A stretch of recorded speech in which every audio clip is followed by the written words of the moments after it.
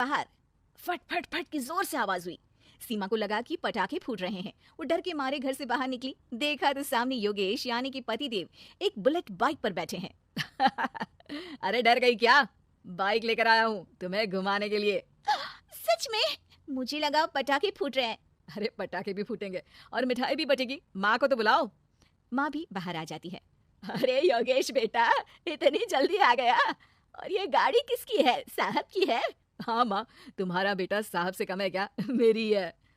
अरे बेटा, इतनी बड़ी गाड़ी ले ली, इससे तो तू घोड़ा ही ले लेता। महंगी पड़ी होगी ना? माँ महंगी सस्ती छोड़ो और मिठाई लाया हूँ, गांव में बंटवा दो। अरे बंटवा क्यों दो? पीछे बैठो, गांव में बांट कर आते हैं। सब खुश थे। योगेश गांव के बाहर एक कोयले की खादान में मजदूरी करता था। मेहनत और अकल से उसने वहां ठेकेदारी का काम सीख लिया और सूझबूझ से ठीक ठाक पैसा बनाने लगा। गांव में बात फैल गई कि योगेश के घर धमाका गाड़ी आई है। ऐसी गाड़ी पहले कभी किसी ने गांव में तो देखी नहीं थी। योगेश और माँ गाड़ी से वापस घर आ जाते हैं।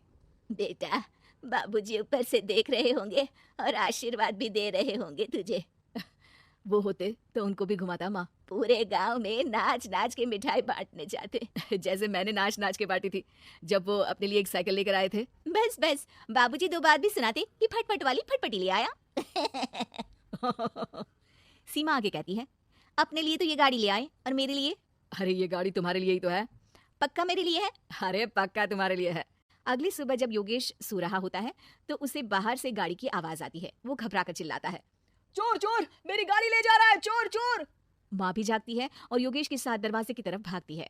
जैसे ही दोनों बाहर निकलते हैं तो देखते हैं कि सीमा गाड़ी चला रही है। अरे बहू, नाक कटवाओगी क्या? ये क्या कर रही हो? अरे गिर जाओगी, ये क्या कर रही हो तुम? सीमा गाड़ी को रोक कर कहती है, सारे गांव में घुमा लाई, कहीं नहीं गिरी। क्या? सारे गांव में घुमा लाई? अरे लोग क्या कहेंगे बहू? सोचा क्या एक बार? यही कहेंगे कि कितनी अच्छी गाड़ी है। अरे तुम्हारे बारे में। हाँ, कहेंगे ना कि देखो कितनी अच्छी गाड़ी पर बैठी है। बहू गाड़ी रखकर योगेश और सासू माँ के पास जाती है। तुमने कब गाड़ी चलाना सीखा? हमारे बाबूजी के पास पुरानी स्कूटर थी, सीख ली। फिर स्कूल में एक मास्टर जी भी ऐसी ही गाड़ी लेकर आते थे, उन्होंने सिखा दी। हाँ हाँ, स्कूल के मास्टर आजकल यही सब तो सिखा रहे हैं। पढ़ाई का कुछ सिखाते तो कुछ भला होता। अरे बहू, अब गाड़ी मत चलाना। हमारे परिवार में कभी किसी औरत ने पीछे से आगे की सीट पे आने की हिम्मत नहीं की है। तुम भी मत करना, समझी? जी समझ गई माँ जी। सीमा सास की बात सुनकर चुपचाप रसोई में जाकर उदास होकर खाना पकाने लगी है।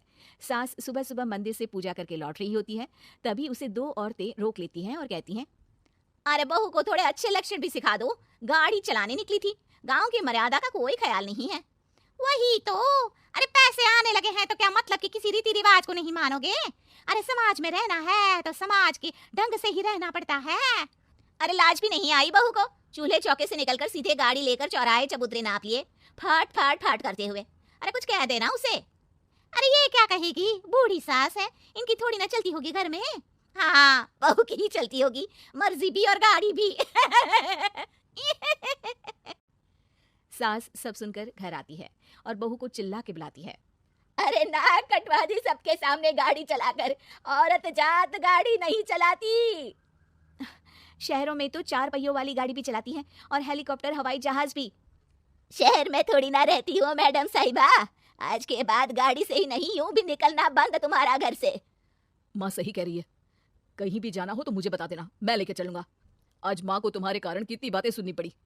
इतना कहते हुए योगेश वहां से चला जाता है। बारिश की वजह से कारखाने के रोड पर कीचड़ रहता है, इसीलिए योगेश गाड़ी घर रखकर जाता है और किसी से लिफ्ट लेकर कारखाने पहुंचता है ताकि नई गाड़ी गंदी ना हो।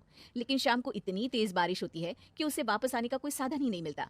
बारिश बढ़ती जाती है, रात के 11 बज जाते हैं। रास्ते में एक नदी का ब्रिज है, अगर उस पर पानी आ गया तो योगेश कारखाने में ही फंस जाएगा। पूरी रात भूखे प्यासे बितानी पड़ेगी। घना अंधेरा, बिजली की कड़कड़ाहट और तेज बारिश। राजेश डर भी रहा था, ठंड से कांप भी रहा था।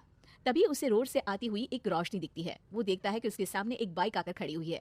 वो ऊपर वाले को धन्यवाद देकर उस बाइक वाले आदमी की तरफ बढ़ता है, पर पास जाकर देखता है तो भूचका रह जाता है। सीमा, तुम यहाँ इतनी बारिश में गाड़ी पर? पहले बैठो तो, नदी ब्रिज पे आ जाएगी तो जाना मुश्किल हो जाएगा। योगेश गाड़ी के पीछे बैठता है। सीमा गाड़ी चला रही है। मैंने तो तुमको पहचाना ही नहीं। गाड़ी की आवाज तो पहचानी होगी ना? अरे पर मुझे नहीं पता था कि तुम आओगी। अच्छा क्या कि तुम आ गई। माँ नहीं आने दे रही थी, पर हमेशा पति पत्नी की रक्षा थोड़ी ना करेगा, पत्नी को भी तो करनी चाहिए। योगेश को सुबह अपने किए पर पछतावा होता है। उसकी आंख में आंसू आ गए जो बारिश की बूंदों में बह गए थे। उसके बाद सीमा को सास ने और योगेश ने खुशी खुशी समाज की सीमा लांघने की मंजूरी दे दी। अब वो जहां भी जाती फट फट फट गाड़ी पे ही जाती।